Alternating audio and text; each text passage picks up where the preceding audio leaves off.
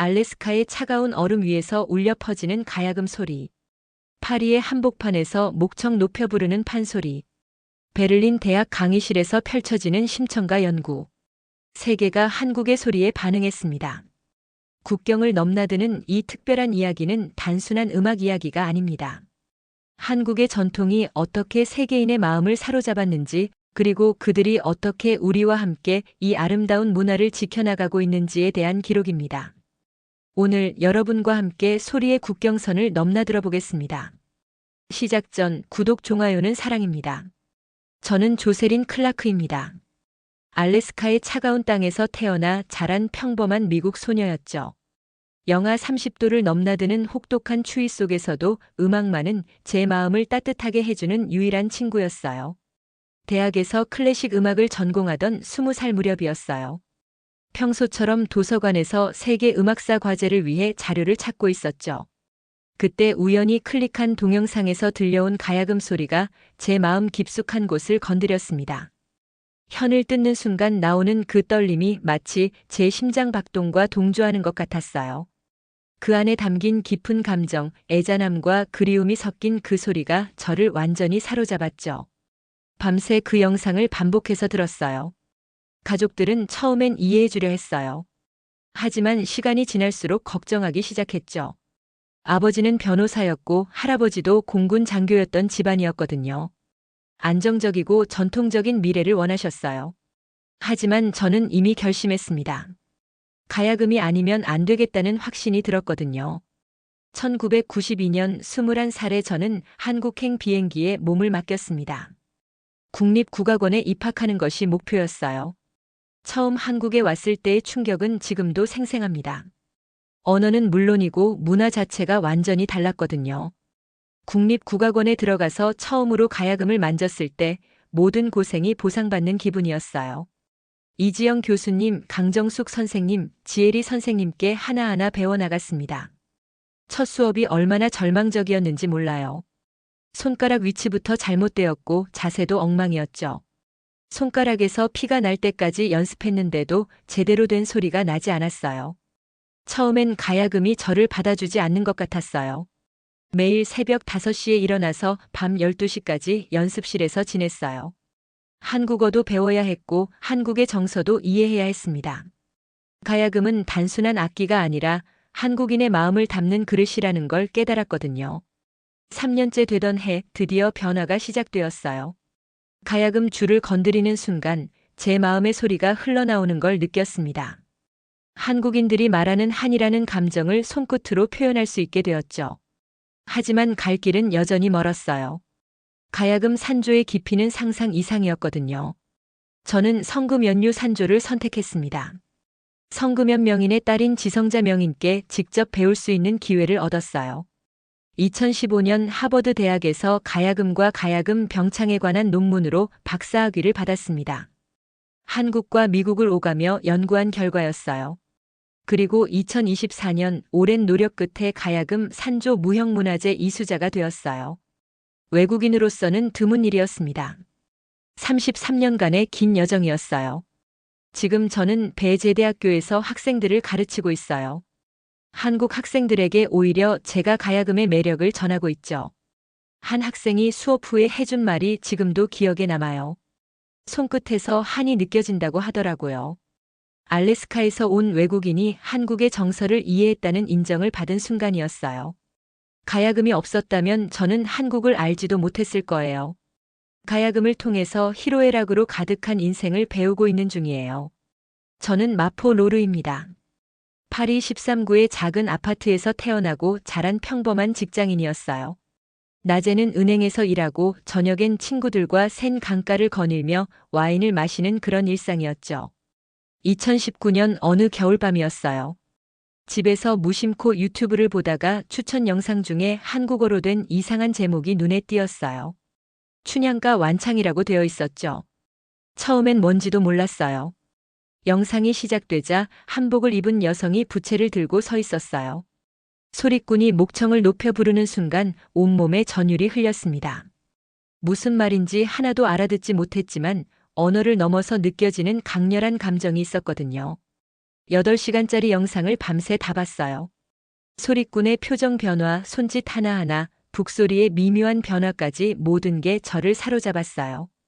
그 순간부터 저는 판소리에 완전히 빠졌습니다. 매일 밤 퇴근하면 판소리 영상을 찾아보며 공부했어요. 한국어 공부도 시작했어요. 파리 한국문화원에 등록해서 기초부터 배웠죠. 회사 동료들은 처음엔 신기해했어요. 하지만 시간이 지날수록 걱정하기 시작했어요. 점심시간에 한국어 공부를 하고 퇴근 후엔 판소리 연습을 하는 제 모습이 이상해 보였나 봐요. 6개월 후 저는 과감한 결정을 내렸습니다. 8년 동안 다닌 은행 직장을 그만두고 한국으로 떠나기로 한 거예요. 가족들은 경악했죠. 어머니는 울면서 말리셨어요. 하지만 제 마음은 이미 정해져 있었어요. 2020년 봄에 한국행 비행기에 몸을 맡겼습니다. 한국에 와서 처음 들른 곳은 종로구에 있는 전통 한옥이었어요. 그곳에서 판소리를 제대로 배우기 시작했습니다. 하지만 현실은 만만치 않았어요. 판소리는 언어와 때려야 뗄 수 없는 예술이었거든요. 발성 연습이 가장 힘들었습니다. 서양 음악과는 완전히 다른 창법이었어요. 민혜성 선생님께 흥보가를 배우기 시작했어요. 선생님은 처음 제 소리를 들으시고는 음색은 좋은데 한국 정서가 부족하다고 하셨어요. 처음엔 사설을 읽는 것만으로도 벅찼어요. 하지만 조금씩 이해하기 시작하면서 판소리의 깊이에 더욱 빠져들었어요. 2년째 되던 해 기회가 왔습니다. 한불 정상회담 만찬 자리에서 공연할 기회를 얻은 거예요. 세계 언론이 주목하는 자리에서 공연한다는 건 정말 특별한 일이었어요. 공연 당일 엘리제궁 만찬장에서 흥보가를 부르기 시작하자 모든 긴장이 사라졌어요. 20분간의 공연이 끝나자 따뜻한 박수가 터져 나왔어요. 그때 제가 한 대답이 화제가 되었어요. 판소리는 제 영혼의 집이라고 말했죠. 이 인터뷰가 여러 언론에서 다뤄졌어요. 지금도 저는 계속 공부하고 있어요. 판소리는 정말 끝이 없는 예술이거든요. 파리에 있는 가족들도 이제는 제 선택을 이해해줘요. 저는 안나 예이치입니다. 독일 베를린에서 정치학을 전공하던 평범한 대학원생이었어요. 냉철한 이성과 논리로 무장한 학자의 길을 걷고 있었죠. 2018년 가을, 저는 동아시아 정치 문화에 대한 비교 연구를 하고 있었어요. 자료를 찾기 위해 베를린 도서관을 뒤지던 중 한국의 전통 공연 예술에 대한 논문 한 편이 우연히 눈에 띄었어요. 처음엔 그냥 지나칠 뻔했어요. 하지만 논문 제목이 흥미로웠어요. 판소리에 나타난 민중의식과 사회 비판 정신이라고 되어 있었죠. 그 중에서도 심청가에 대한 내용이 특히 눈에 띄었어요. 단순히 효녀의 이야기인 줄 알았는데 그 안에 조선시대 사회 모순에 대한 신랄한 비판이 담겨 있더라고요. 그날 밤 집에 가서 유튜브로 심청가 공연을 찾아봤어요. 처음 들어보는 한국어였지만 소리꾼의 목소리에서 뭔가 강렬한 에너지가 느껴졌죠. 그 후 몇 주 동안 저는 판소리에 완전히 빠져들었어요. 각 작품마다 다른 사회적 메시지가 담겨 있었어요. 이건 그냥 음악이 아니라 조선시대 민중들의 정치의식이 고스란히 담긴 역사 자료였어요. 지도 교수님께 새로운 연구 주제를 제안했을 때 처음엔 의아해 하셨어요. 하지만 제가 찾아낸 자료들을 보여드리니 표정이 달라지셨어요. 2019년 봄 연구차 한국을 방문했을 때의 충격은 지금도 생생합니다. 국립국악원에서 직접 판소리를 들었는데 영상으로 보는 것과는 차원이 달랐죠. 독일에서 정치학을 공부하면서도 항상 뭔가 아쉬웠거든요. 이론은 완벽해도 실제 민중의 목소리는 들리지 않았어요. 진짜 민중의 목소리가 바로 판소리 속에 있었던 거죠. 한국 체류 기간을 늘렸어요. 서울대학교 국악과 교수님들을 만나 인터뷰하고 판소리 전수관에서 수업도 들었어요. 그때 서울대학교 국악과에서 제게 제안을 했어요. 객원 교수로 와서 판소리와 정치학이라는 융복합 수업을 만들어 보라는 거였죠. 저는 확신했습니다. 판소리야말로 제가 평생 연구하고 싶은 주제라는 걸요. 2020년 정식으로 서울대 국악과 교수로 부임했어요. 3년간의 연구 끝에 드디어 박사 논문을 완성했습니다. 제목은 판소리는 정치다였어요. 독일 학계의 반응은 뜨거웠어요. 새로운 연구 분야를 개척했다는 평가를 받았어요. 지금 저는 판소리를 통해 민주주의의 본질을 탐구하고 있어요. 수백 년 전 소리꾼들이 권력을 비판하고 민중의 편에 섰던 것처럼 현재의 판소리도 여전히 사회 변화의 동력이 되고 있거든요. 판소리만큼 정치와 예술이 완벽하게 결합된 장르는 없어요. 500년 전 민중의 목소리가 지금도 살아 숨쉬고 있는 살아있는 정치학이죠. 저는 난시 카스트로예요. 멕시코시티에서 자란 20살 여대생이었죠. 그런데 어느 날 들은 아리랑 한 곡이 제 운명을 바꿔놓았어요. 2019년 가을 학기 대학 음악 수업에서 세계 각국의 민요를 배우고 있었어요. 그날은 한국 민요 시간이었죠. 교수님이 틀어주신 아리랑을 듣는 순간 가슴이 먹먹해졌어요. 그 선율 안에 담긴 애잔함이 멕시코의 란체라와 묘하게 닮아 있었거든요. 어떻게 이렇게 비슷한 감정을 느낄 수 있을까 정말 신기했어요. 그날 밤 기숙사에 돌아가서 인터넷으로 한국 민요를 찾아 들었어요. 아리랑뿐만 아니라 도라지 타령, 몽군포 타령. 하나하나 들을 때마다 제 마음에 와닿는 게 있었죠. 특히 경기 민요의 밝고 경쾌한 리듬은 정말 매력적이었어요. 라틴 음악과는 전혀 다른 방식이지만 사람들을 신나게 만드는 힘이 있었거든요. 며칠 동안 한국 민요만 듣고 있으니 룸메이트가 걱정하기 시작했어요. 하지만 저는 이미 마음이 정해져 있었어요. 2주 후 저는 과감한 결정을 내렸어요. 한국에 가서 직접 민요를 배우겠다는 거였죠. 부모님께는 차마 말씀드릴 수 없었어요. 그래서 몰래 계획을 세웠어요. 2020년 2월 멕시코시티에서 인천공항으로 향하는 비행기에 몸을 맡겼어요. 한국에 도착했을 때 정말 막막했어요. 언어도 모르고 아는 사람도 없었죠. 국립국악원을 찾아가서 외국인도 민요를 배울 수 있는지 물어봤어요.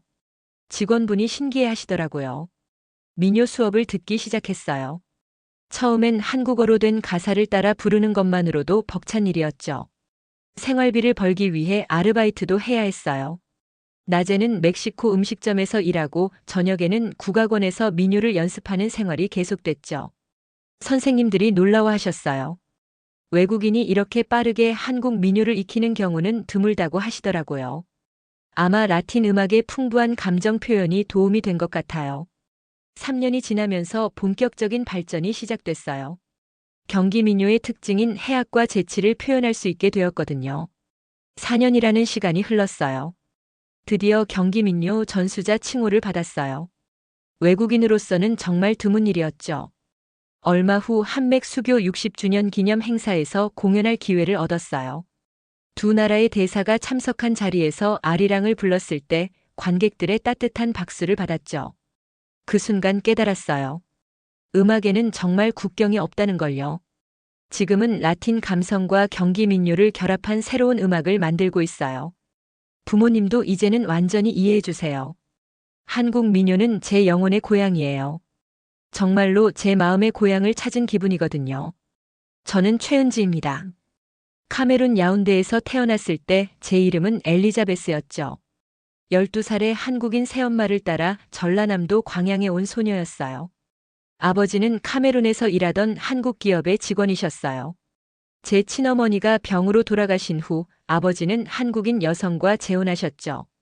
새엄마는 정말 좋은 분이었지만 12살 소녀에게 갑작스런 환경 변화는 너무 큰 충격이었어요. 2018년 여름 인천공항에 내린 순간부터 모든 게 달랐어요. 아프리카의 뜨거운 태양 대신 습한 여름비가 내리고 있었고 프랑스어와 영어 대신 한국어만 들렸죠. 새엄마가 손을 잡고 이끌어 주셨지만 저는 완전히 다른 세상에 온 기분이었어요. 광양은 산과 바다가 어우러진 아름다운 도시였지만 저에게는 낯선 곳일 뿐이었죠. 새엄마가 정성껏 준비해 주신 제 방에 혼자 앉아 있으면 카메룬에 있는 친구들이 그리웠어요. 한국에 온 지 얼마 안 됐을 때가 가장 힘들었어요. 학교에 가면 모든 아이들이 저를 신기하게 쳐다봤어요. 피부색이 다르다는 이유로 아프리카에서 왔다며 수군거리는 소리가 들렸죠. 아기는 없었겠지만 12살 소녀에게는 너무 상처가 되었어요. 언어가 가장 큰 벽이었어요. 새엄마는 영어를 조금 하셨지만 학교에서는 온통 한국어뿐이었거든요. 수업을 들어도 무슨 말인지 하나도 알아들을 수 없었어요. 친구들과 대화하는 것도 불가능했죠. 점심시간마다 혼자 앉아서 도시락을 먹었어요. 새엄마가 정성껏 싸주신 김밥이었지만 입맛에 맞지 않았어요. 카메룬에서 먹던 음식들이 그리웠죠. 새엄마는 저를 위해 정말 최선을 다해주셨어요. 한국어 과외를 받게 해주시고 한국 문화도 알려주려고 노력하셨죠. 하지만 제 마음의 문은 쉽게 열리지 않았어요. 1년이 지나도록 적응하지 못하고 있던 어느 날 학교에서 방과 후 활동 신청서를 나눠줬어요. 축구부, 미술부, 컴퓨터부. 여러 활동 중에서 국악교실이라는 게 눈에 띄었죠. 다른 활동들은 친구들과 함께 해야 하는데 국악교실은 혼자서도 할 수 있을 것 같았어요. 사실 국악이 뭔지도 몰랐어요.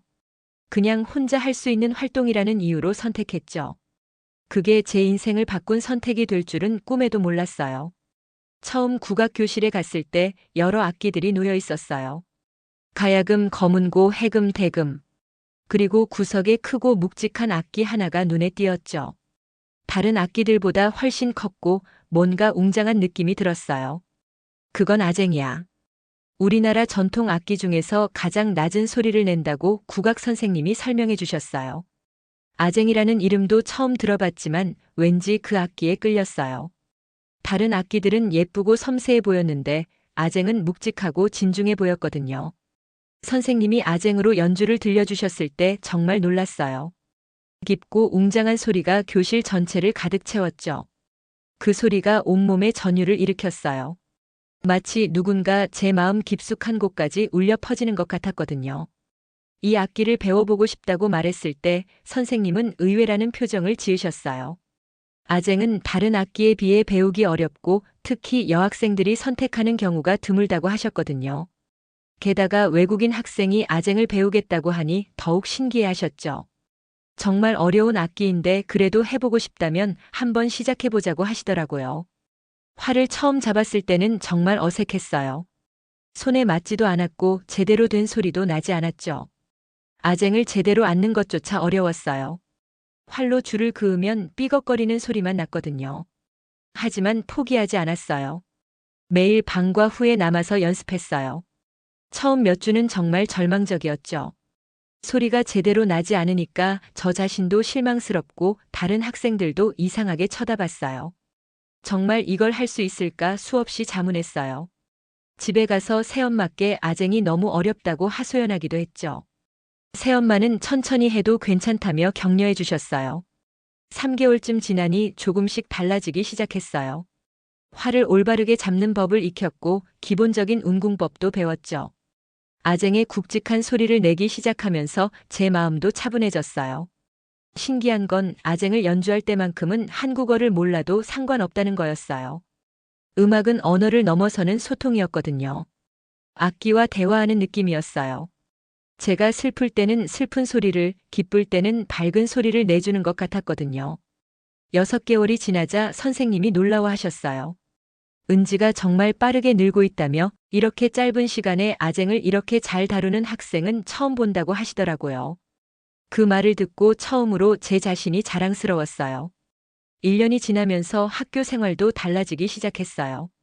국악부 활동을 통해 친구들을 사귀게 되었고 한국어 실력도 많이 늘었죠. 아쟁 덕분에 자신감도 생겼어요. 학교에서 국악 발표회가 있던 날 저는 아쟁으로 아리랑을 연주했어요. 무대에 올라서는 순간 정말 떨렸지만 아쟁을 잡는 순간 모든 걱정이 사라졌죠. 그동안 연습한 모든 것을 쏟아냈어요. 아쟁의 깊고 웅장한 소리로 연주하는 아리랑은 정말 특별했어요. 다른 악기와는 완전히 다른 매력이 있었죠. 연주가 끝나자 박수가 터져 나왔어요. 그동안 저를 이상하게 쳐다보던 친구들도 감동받은 표정이었어요. 어떤 친구는 은지가 연주하는 아쟁 소리를 듣고 눈물이 났다고 말해주기도 했죠. 그 순간 깨달았어요. 음악이 저를 다른 사람들과 이어주는 다리 역할을 한다는 걸요.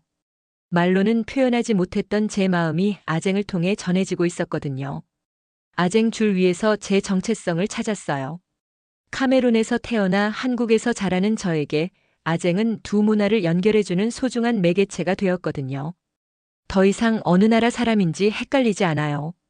고등학교에 진학해서도 계속 아쟁을 배우고 있어요. 이제는 꽤 어려운 곡들도 연주할 수 있게 되었죠. 영산회상이나 수제청 같은 정악뿐만 아니라 현대 창작곡도 도전하고 있어요. 지금 저는 국악 전도사의 꿈을 키우고 있어요. 저처럼 소외감을 느끼는 다문화 청소년들에게 국악의 힘을 전해주고 싶거든요. 음악이 얼마나 큰 위로가 되는지 보여주고 싶어요. 새엄마도 정말 기뻐하세요. 처음엔 제가 한국 문화에 적응하지 못할까 걱정하셨는데 오히려 저보다 더 깊이 한국 전통을 사랑하게 됐다고 하시거든요. 은지가 아쟁을 통해 진짜 한국인이 되었다고 말씀해 주실 때 정말 기뻤어요.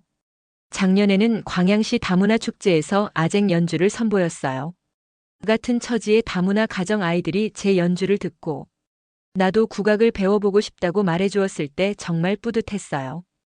아쟁으로 국악을 연주할 때면 저는 진짜 한국인이 된 기분이에요. 국적이나 피부색이 중요한 게 아니라 마음으로 한국을 사랑하는 게 더 중요하다는 걸 깨달았거든요.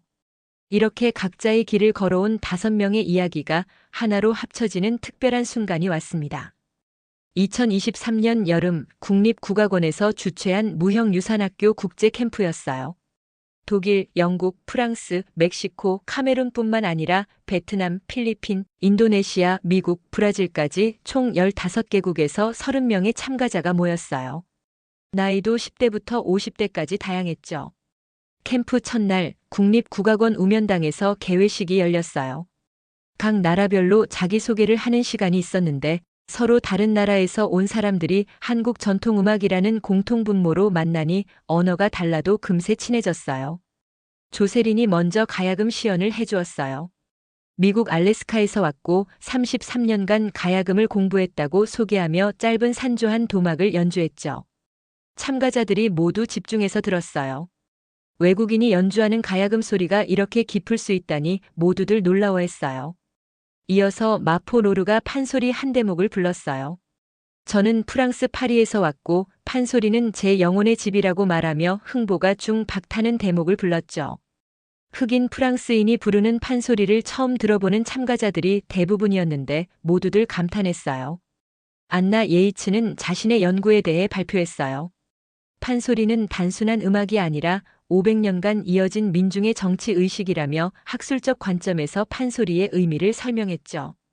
참가자들이 한국 전통음악을 바라보는 시각이 달라지는 순간이었어요. 난시 카스트로는 라틴 리듬이 가미된 아리랑을 선보였어요. 멕시코에서 온 저에게 한국 민요는 제2의 고향 음악이라며 스페인어와 한국어를 섞어서 부르는 특별한 아리랑을 들려줬죠. 참가자들이 신기해하며 따라 부르기 시작했어요. 마지막으로 최은지가 아쟁으로 아리랑을 연주했어요. 카메룬에서 태어나 한국에서 자란 저에게 아쟁은 두 문화를 잇는 다리라고 말하며 깊고 웅장한 아쟁 소리를 들려줬죠. 그 순간 우면당이 숙연해졌어요. 첫날부터 참가자들 사이에 특별한 유대감이 형성되기 시작했어요. 각자 다른 나라에서 왔지만 한국 전통음악을 사랑한다는 공통점이 있었거든요. 둘째 날부터는 본격적인 수업이 시작되었어요. 가장 인상 깊었던 건 각국의 전통악기로 아리랑을 연주하는 시간이었어요. 오늘은 여러분이 가져온 각자의 악기로 아리랑을 연주해 보겠다고 국악원 교수님이 제안하셨어요. 처음엔 어색할 것 같았거든요. 각각 다른 언어와 악기가 어떻게 조화를 이룰 수 있을까 싶었어요. 조세린이 가야금으로 아리랑 기본 선율을 연주하기 시작했어요. 그러자 브라질에서 온 참가자가 기타로 화음을 넣기 시작했죠. 베트남에서 온 학생은 단박탄으로 독특한 선율을 더했고 인도네시아 참가자는 앙클룽으로 리듬을 살렸어요. 난시 카스트로가 스페인어로 아리랑을 부르기 시작하자 다른 참가자들도 각자의 언어로 따라 부르기 시작했어요. 영어, 프랑스어, 독일어, 베트남어. 10개 언어가 하나의 선율 위에서 어우러졌어요. 처음엔 정말 어색했어요. 각 악기의 음색도 다르고 언어의 리듬도 달랐거든요. 하지만 연습을 거듭할수록 놀라운 일이 일어났어요. 아리랑의 기본 정서는 그대로 유지하면서도 각 나라의 색깔이 자연스럽게 스며들었죠. 셋째 날에는 더욱 진전된 협연이 이루어졌어요. 안나 예이츠가 제안한 세계 민요와 아리랑의 만남이라는 주제로 각국의 대표 민요와 아리랑을 함께 연주하는 프로젝트였어요. 멕시코의 라밤바와 아리랑의 콜라보레이션이 특히 인상적이었어요. 난시 카스트로가 라밤바의 리듬에 아리랑 선율을 얹어서 부르니 완전히 새로운 음악이 탄생했거든요. 우리 5명은 자연스럽게 한 팀이 되었어요. 소리의 국경선이라는 팀명을 정하고 각자의 장점을 살린 아리랑 변주곡을 만들기 시작했죠. 조세린의 가야금이 기본 선율을 제시하면 마포로르가 프랑스어로 번역된 아리랑 가사를 판소리 창법으로 불렀어요. 안나 예이츠는 독일어 해설을 넣어 아리랑의 역사적 의미를 설명했고 난시 카스트로는 스페인어 버전 아리랑으로 화답했죠. 최은지의 아쟁이 모든 소리를 아우르며 웅장한 마무리를 지었어요. 5일간의 캠프 마지막 날 모든 참가자들이 함께 무대에 올랐어요. 국립국악원 예약당에서 열린 세계가 부르는 아리랑 공연이었죠. 10개 언어로 재해석된 아리랑 협연이 시작되었어요. 서로 다른 언어였지만 하나의 마음으로 노래했어요. 관객석에 앉아있던 각국 대사관 관계자들과 국악원 교수님들이 감동받은 표정이었어요. 이런 문화 융합은 처음 본다며 각국의 전통이 한국 음악과 만나면서도 고유성을 잃지 않는다고 유네스코 관계자분이 말씀하셨어요. 캠프가 끝난 후 여러 국제기구에서 관심을 보이기 시작했어요. 유네스코에서는 이 프로그램을 문화 다양성 우수 사례로 선정했고 여러 나라에서 비슷한 프로그램을 도입하고 싶다는 요청이 들어왔어요. 캠프에 참가했던 학생들도 각자의 나라로 돌아가서 한국 전통음악을 알리는 활동을 시작했어요. 베트남 참가자는 호치민시에서 가야금 동아리를 만들었고 브라질 학생은 상파울루에서 판소리 워크숍을 열기 시작했어요. 우리 5명도 캠프 이후 더욱 끈끈한 관계가 되었어요. 각자 다른 나라에서 활동하지만 정기적으로 연락하며 서로의 근황을 나누고 있어요. 하지만 이 아름다운 이야기에도 위기가 찾아왔습니다. 2024년 초 정부의 문화예산 삭감과 외국인 비자 문제로 국악 프로그램들이 중단 위기에 처한 거예요. 문제의 시작은 갑작스런 예산 삭감 발표였어요. 정부에서 전통문화 지원 예산을 40% 축소한다는 발표를 했죠. 국악원의 외국인 프로그램, 무형문화재 전수 지원 등이 모두 타격을 받게 되었어요. 설상가상으로 외국인 문화예술 비자 발급 기준도 까다로워졌어요. 마포 로르와 난시 카스트로가 직접적인 영향을 받았어요. 조세린이 제일 먼저 움직였어요. 이대로 두면 안 된다며 우리가 직접 나서야 한다고 제안했죠. 서울 인사동의 작은 찻집에서 만난 우리는 심각한 표정으로 대책을 논의했어요. 안나 예이츠가 상황을 정리해 주었어요. 독일에서도 비슷한 경험이 있었는데 정부 예산이 삭감되면 결국 시민들이 나서야 한다고 하더라고요. 마포 로르는 더욱 절실했어요.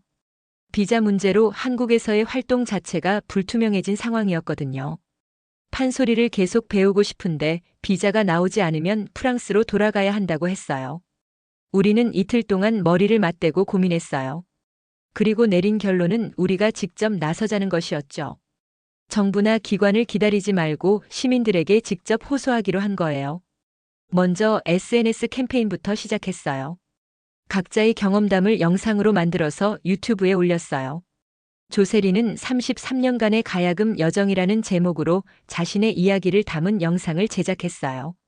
마포 로르는 은행원에서 판소리꾼이 되기까지라는 제목의 영상을 만들었어요. 안나 예이츠는 왜 판소리가 세계 문화유산인가라는 교육 영상을 제작했고 난시 카스트로는 두 나라의 민요 이야기를, 최은지는 다문화 소녀의 아쟁 이야기를 만들었어요. 이 영상들이 SNS에서 조금씩 확산되기 시작했어요. 처음엔 국악 애호가들 사이에서만 공유되던 것이 점점 퍼져서 일반인들도 관심을 갖기 시작했죠. 일주일 만에 5개 영상의 총 조회수가 50만을 넘었어요. 댓글도 많이 달렸죠. 이런 분들이 있는 줄 몰랐다. 국악이 이렇게 아름다운 줄 몰랐다는 반응들이 많았어요. 하지만 영상만으로는 한계가 있었어요. 더 구체적인 행동이 필요했죠. 그래서 청와대 국민청원을 올리기로 결정했어요. 청원 제목은 외국인이 지키려는 우리 국악, 정부는 포기하시겠습니까? 하였어요. 청원문을 쓰는 건 안나 예이츠가 맡았어요. 우리는 각각 다른 나라에서 왔지만 한국의 전통음악에 마음을 빼앗긴 사람들이라고 시작했어요. 우리가 이렇게 한국 음악을 사랑하는데 정작 한국 정부는 예산을 줄이고 있다며 이것이 옳은 일인지 물었죠. 청원이 올라간 첫날 3,000명이 동의했어요. 둘째 날에는 7,000명을 넘었죠. 우리가 만든 영상들이 청원과 함께 다시 확산되면서 더 많은 사람들이 관심을 갖기 시작했어요. 3일째부터는 연예인들도 관심을 보이기 시작했어요. 이날치 밴드가 자신들의 SNS에 청원 링크를 공유했고 몇몇 배우들도 응원 메시지를 올렸죠. 5일째가 되자 청원 동의자가 3만 명을 넘었어요. 언론에서도 관심을 갖기 시작했죠. 주요 일간지에서 기사를 냈고 TV 뉴스에서도 다뤄지기 시작했어요. 특히 KBS 아침마당에서 우리 5명을 인터뷰한 것이 반향을 일으켰어요. 각자 한마디씩 소감을 말하는 장면이 많은 사람들의 마음을 움직였거든요. 8일째가 되자 정치권에서도 움직임이 시작되었어요. 문화체육관광위원회 소속 국회의원들이 국악 예산 삭감 재검토를 요구하는 성명서를 발표했죠. 10일째 마침내 10만 명을 돌파했어요. 청와대에서 공식 답변을 해야 하는 기준선을 넘은 거죠. 그날 오후 청원 동의자 수가 10만을 넘었다는 소식을 들었을 때 우리 모두 감격했어요. 정말 해냈다고 조세린이 떨리는 목소리로 말했을 때 우리는 모두 포옹했어요. 10일간의 긴 여정이었지만 정말 많은 사람들이 함께 해줬다는 게 감사했거든요.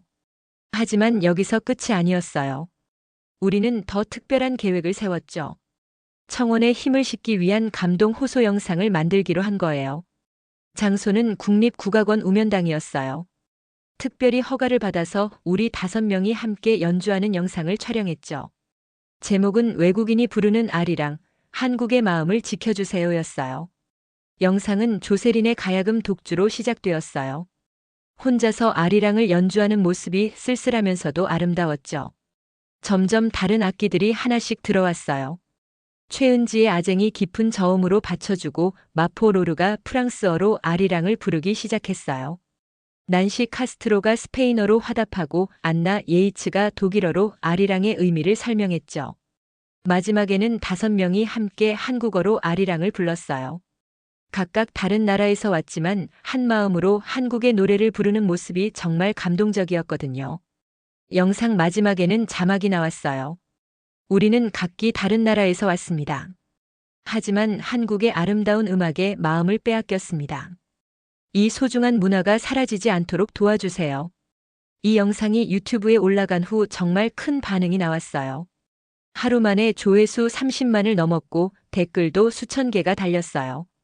눈물이 난다. 이런 분들이 있는 줄 몰랐다는 댓글들이 대부분이었어요. 영상이 확산되면서 청원 동의자도 계속 늘었어요. 15만, 18만, 20만. 결국 한 달 만에 22만 명을 넘어섰어요.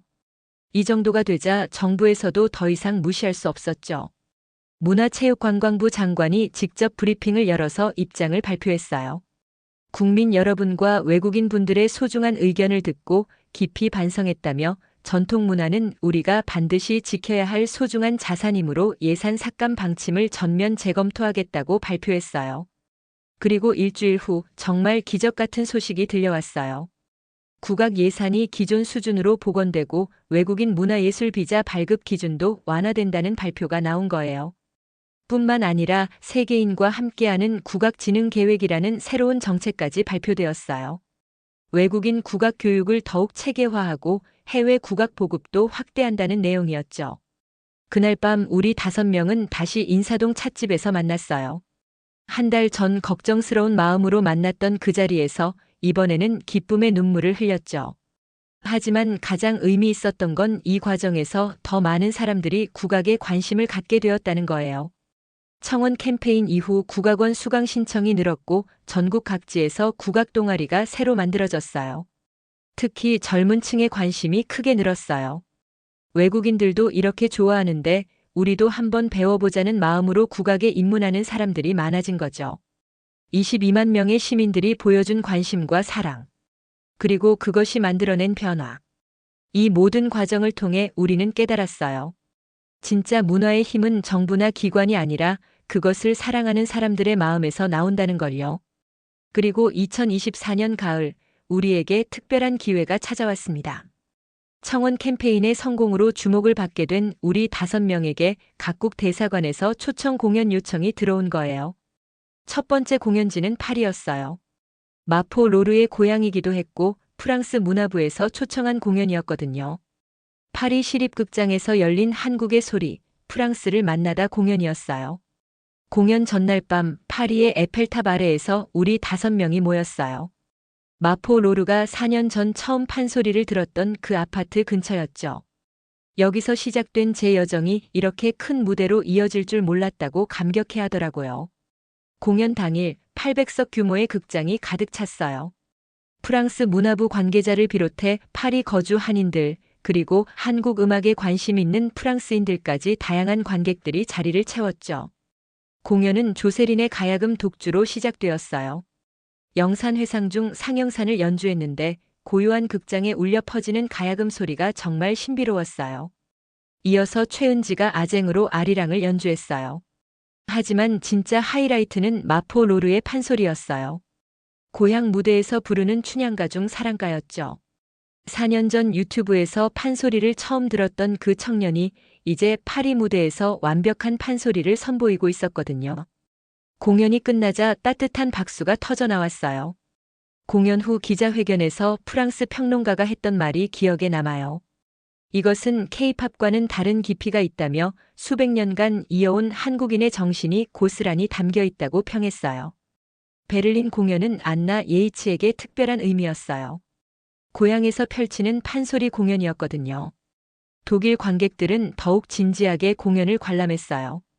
특히 안나 예이츠가 독일어로 판소리의 정치적 의미를 설명하고 실제로 심청가 한 대목을 불렀을 때 관객들이 깊이 감동받는 모습이었어요. 런던에서는 영국 왕립음악원과 협연 무대를 가졌어요. 서양 악기와 국악기의 만남이었죠. 바이올린과 가야금, 첼로와 아쟁이 함께 연주하는 아리랑 변주곡은 정말 아름다웠어요. 미국 투어에서는 뉴욕 링컨 센터에서 공연했어요. 조세린의 모교인 하버드 대학 교수님들도 오셨죠. 알래스카에서 온 소녀가 세계적인 무대에서 가야금을 연주하는 모습을 보며 감동받으시는 분들이 많았어요. 남미 투어에서는 난시 카스트로가 주인공이었어요. 멕시코시티 벨라스 아르테스 궁전에서 열린 공연에는 문화부 장관까지 참석했거든요. 한국 민요를 부르는 멕시코 딸이라는 현지 언론의 헤드라인이 인상적이었어요. 아프리카 투어는 최은지에게 특별한 순간이었어요. 고향인 카메룬 야운데에서 공연하게 된 거였거든요. 12년 만에 고향 땅을 밟은 최은지는 공연 내내 감격해했어요. 카메룬 국립극장에서 최은지가 아쟁으로 연주한 아리랑을 들으며 관객들이 조용히 감동하는 모습이 보였어요. 아프리카를 떠나 아시아에서 자신의 길을 찾은 소녀의 이야기가 많은 사람들의 마음을 울린 거죠. 3개월간의 세계 투어를 마치고 한국으로 돌아왔을 때 각 나라에서 보내온 감사 편지들과 한국 전통음악을 배우고 싶다는 문의들이 쏟아졌어요. 특히 넷플릭스에서 제작 제안을 해온 다큐멘터리가 화제였어요. 사운즈 비안드 보더즈라는 제목으로 우리 5명의 이야기를 담은 4부작 시리즈였죠. 다큐는 각자의 고향에서 시작해서 한국에서 만나기까지의 과정을 감동적으로 그려냈어요. 넷플릭스 다큐가 공개된 후 여러 나라에서 한국 문화에 대한 관심이 늘었다는 보고가 들어왔어요. 그리고 마침내 2024년 12월 우리 5명이 함께 꿈꿔왔던 무대가 현실이 되었어요. 서울 국악의 전당에서 열린 소리의 국경선 합동 공연이었죠. 공연 전날 밤 우리는 처음 만났던 국립국악원 우면당에 모였어요. 몇 년 전 무형유산학교 캠프에서 처음 만났던 그 자리였죠. 정말 믿어지지 않는다며 조세린이 감회에 젖은 목소리로 말했어요. 처음 만났을 때가 엊그제 같다고 마포 로르도 추억에 잠겼어요. 우리가 만들어낸 기적 같은 이야기라고 안나 예이츠가 정리해줬어요. 공연 당일 2,000석 규모의 국악의 전당이 매진되었어요.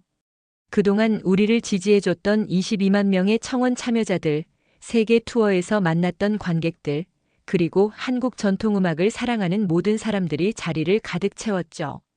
무대 위에는 태극기와 함께 미국, 프랑스, 독일, 멕시코, 카메룬 국기가 나란히 걸려 있었어요. 5나라가 한국 전통음악으로 하나 되는 상징적인 무대였거든요. 공연은 우리 5명이 각자의 이야기를 들려주는 것으로 시작되었어요. 조세린의 33년 가야금 여정, 마포 로르의 파리에서 한국까지의 판소리 사랑, 안나 예이츠의 정치학에서 국악학으로의 전환, 난시 카스트로의 멕시코와 한국을 잇는 민요 이야기, 최은지의 카메룬에서 광양까지의 정체성 찾기. 각자의 연주를 마친 후 마지막에는 5명이 함께 아리랑을 연주하며 불렀어요. 조세린의 가야금, 최은지의 아쟁, 마포 로르의 판소리, 난시 카스트로의 민요, 그리고 안나 예이츠의 독일어 해설까지. 아리랑, 아리랑, 아라리요. 5개의 목소리가 하나로 어우러지는 순간 객석에서도 함께 부르기 시작했어요. 2,000명의 관객이 모두 하나가 되어 아리랑을 부르는 장관이었죠. 한국어로 울려 퍼지는 세계 국악인의 아리랑 대합창. 그 순간 정말로 소리에는 국경이 없다는 걸 모든 사람이 느꼈어요. 공연이 끝난 후 5분간 계속된 박수. 그리고 관객들이 외치는 앵콜 소리. 우리는 다시 무대에 올라 마지막으로 아리랑을 불렀어요. 그날 밤 우리 5명은 한강에서 만났어요. 서울의 야경을 바라보며 지난 몇 년간의 여정을 되돌아봤죠. 우리가 각자 다른 곳에서 시작한 작은 발걸음들이 이렇게 큰 울림이 되었다니 정말 신기하다고 최은지가 말했어요. 음악이 정말 세상을 바꿀 수 있다는 걸 우리가 증명한 것 같다고 난시 카스트로가 덧붙였어요. 오늘 우리가 들려드린 소리의 국경선 이야기는 여기서 끝이지만 진짜 이야기는 지금부터 시작입니다. 알래스카에서 온 조세리는 여전히 매일 새벽 가야금을 연주하며 학생들에게 한국의 아름다움을 전하고 있어요. 파리에서 온 마포 로르는 프랑스와 한국을 오가며 판소리의 진수를 세계에 알리고 있습니다. 베를린의 안나 예이츠는 판소리 연구를 통해 진짜 민주주의가 무엇인지 탐구하고 있고, 멕시코의 난시 카스트로는 라틴 아메리카 전역에 한국 민요의 씨앗을 뿌리고 있어요. 그리고 광양의 최은지는 다문화 청소년들에게 꿈과 희망을 전하는 국악 전도사로 활동하고 있습니다. 이들의 이야기가 특별한 건 그들이 외국인이어서가 아닙니다. 진심으로 한국의 전통을 사랑하고 그 사랑을 행동으로 보여줬기 때문이에요. 22만 명의 시민들이 보여준 것처럼 문화는 정부나 기관이 아니라 그것을 사랑하는 사람들의 마음에서 시작됩니다. 그리고 그 마음들이 모일 때 정말 기적 같은 일들이 일어나죠. 음악에는 정말 국경이 없습니다. 하지만 그 음악을 지키고 전하는 건 결국 사람의 마음이에요. 오늘 이 이야기를 들으신 여러분도 우리 전통의 아름다움을 한 번쯤 느껴보시길 바랍니다. 소리의 국경선을 넘나들며 우리 모두가 하나의 아름다운 선율이 되어가는 그날까지. 여러분의 마음에도 어떤 소리가 울리고 있나요? 댓글로 공유해 주시면 모두에게 큰 힘이 됩니다.